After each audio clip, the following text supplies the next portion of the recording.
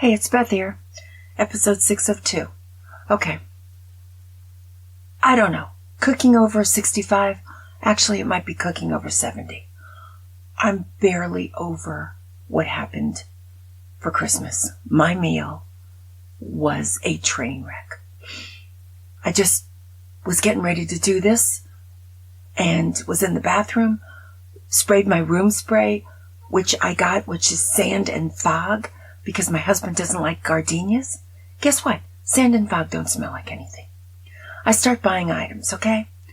I'm going to make an appetizer. The appetizer, I'm using puff pastry that's been in the freezer for over a year. Okay, fine. Spinach, frozen spinach, I can do that. Then I get cream cheese. Okay, I don't have my glasses on. Plant-based cream cheese.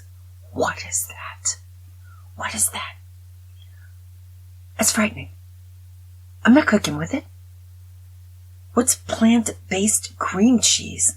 There's no cream in plants. I looked it up online. There's a cow parsnip. Okay? Big, huge, ugly flowers. No wonder I've never heard of it. The flowers are called umblets. What do we do? Individual, huge, ugly flowers. What are they, milking the umblets? So I put that on the back burner. Didn't make it. Then I'm going to make kids' favorite zebra pudding. Okay? Super. Get the famous wafers, right? They quit making them. Famous chocolate wafers, Nabisco, quit making them. Zebra pudding is a combination of those and whipped cream, and it makes like the most delicious ice cream sandwich. So, they're $200 online. I couldn't even find them for $200. I mean, there are Nabisco wafer dealers on street corners in suburbia everywhere. I couldn't find one. So I went online, got one of those, hacks that come up with a recipe and you can make it yourself. Ha! I tried. Mine were Nabisco wafer cow patties. Thick, heavy, dumb. Did it anyway. Put it in with whipped cream. Inedible. Okay? My other dessert? Desserts are easy for me. Desserts are a win always because they're just sugar, butter, cream. I had made a pumpkin pie over Thanksgiving. For some reason, Thanksgiving I could do. This I could not. The pumpkin pie was... I never used it before. The can that has all the seasoning and everything in it, and all you add is condensed milk and an egg, right? Put a little nutmeg in it. Matt took it to a party after our Thanksgiving, a Friendsgiving or something. People raved about it. I couldn't believe it. I got a compliment. Replicated this thing meticulously for Christmas, and it was inedible. I sent it off to forensics, the FBI. I don't understand what happened, but that happened to my whole meal. The vegetables, terrible. They fell apart. The only thing that worked out in the meal was baked potatoes, because you can't screw them up, and Matt took over the tenderloin. So he seared it. It was perfect. It was the only thing that was good about the meal. Everything I touched fell apart. I was handing out presents afterwards. I handed them to the wrong people. Gave my present away.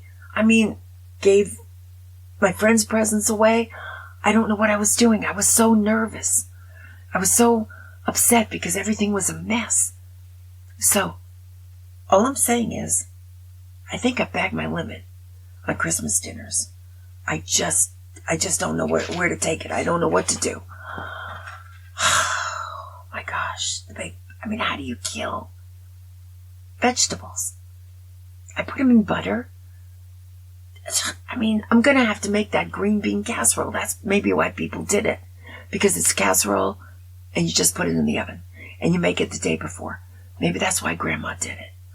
I'm going to have to hit the Ina Garden cookbook up the day before cookbook. I cannot do anything. Plus, I'm not even complaining. I'm not even blowing this out of proportion. Standing on my feet for 4 hours. My bunion shoes. It was Aunt Kitty and Miss Marple combined. The flesh was coming out of the top of my shoes, so unattractive. I can't do it anymore. Cooking while over 65, add 5 years and be 70. Oh my God. I can't do it. I am bumping into walls. I don't know what's going on. Everything's kind of falling apart. I'm going to go see the babies today. 2 months ago, I got a notice that I should ask the nurse to put the baby in my arms and not take it out of the bassinet myself. I thought that was overkill. I thought, whoa. Now I'm relieved. Yes, I'll sit in the chair, put the baby in my arms, and then take the baby out of my arms. I mean, that sand and fog, I'm in the bathroom, I spray myself with it. It's like, it's got an arrow. What am I doing? I'm not thinking. Something's wrong, something's amiss, and I can't blame it on sleep. But I am saying, cooking while over 65 is really hard. Driving at night while over 65 is really, really hard too. Like, there are some things about this that are very true. We're supposed to be witty and charming and 65, but it makes you even more fun and more fantastic. Guess what? It doesn't. It doesn't. It's hard. It's really, really hard. I just don't know where my feet are anymore. I'm like a toddler. I was with the toddler last night. We were both walking around the room, bumping into walls, hitting the windows, dropping things. It's like we were, and I wasn't drunk and he wasn't drunk. We were just not hitting the mark. Talking like gibberish, I suppose. Maybe I'm not doing that yet, but it's on its way. Wow. But Christmas dinner, think I bagged my limit.